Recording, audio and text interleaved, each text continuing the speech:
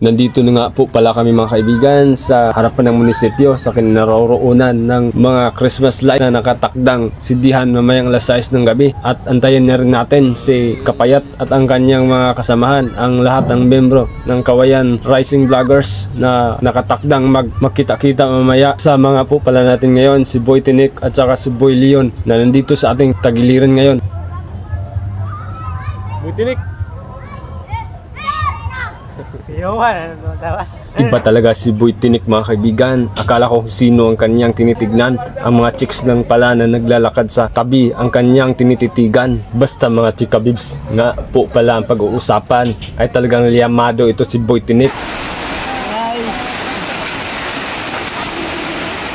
Pagsamantalang iniwan ko muna sila Boy Tinik at saka si Boy Leon mga kaibigan dahil nilapitan ko si Electrician Creative Diaries, ang master namin na electrician dito, dahil mayroon lang po master sa kanya. Master.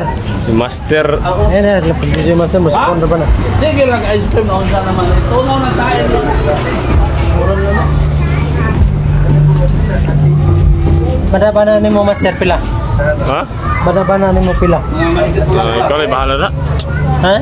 Ikaw ay bahala. 150 ako. Di ka, ikaw ha. Kuya, binas na.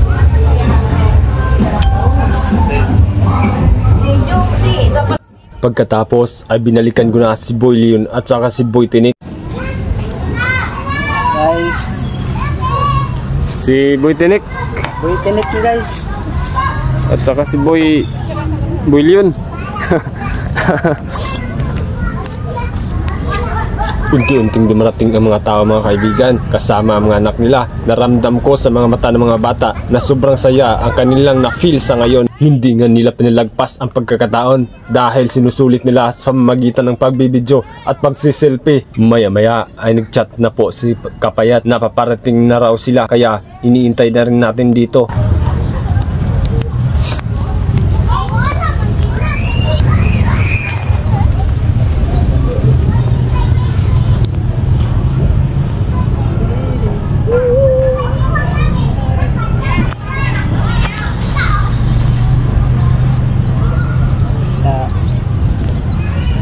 Sa bandang silangan nga po pala ng munisipyong ito mga kaibigan, sa may labasan ay naroon po ang LCC Supermarket at ang Crispy Kings na tsak na mamawala ang iyong cravings.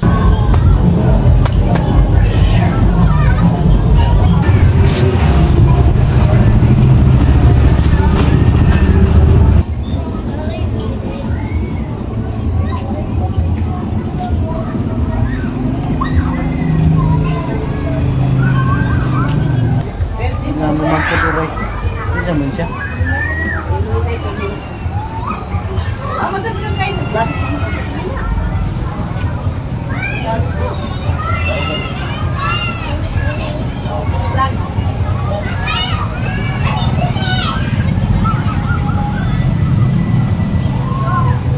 Ha?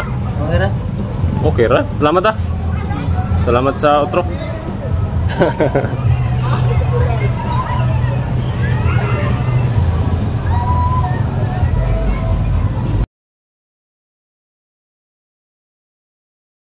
Parami na nga mga kaibigan ang mga taong nagsidatingan, kabilang ng mga estudyante na nandito upang mamasyal.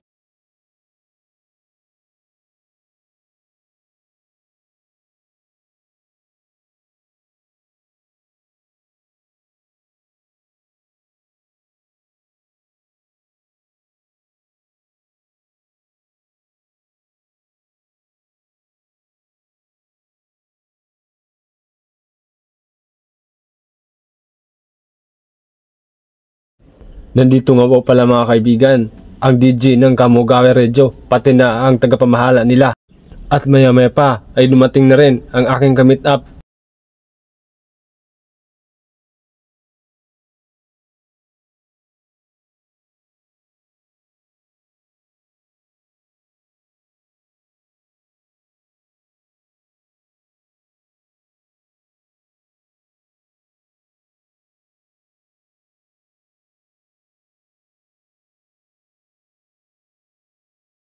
Pagsapit nga ng alas 6 ng gabi ay dumagsa ang mga tao mga kaibigan.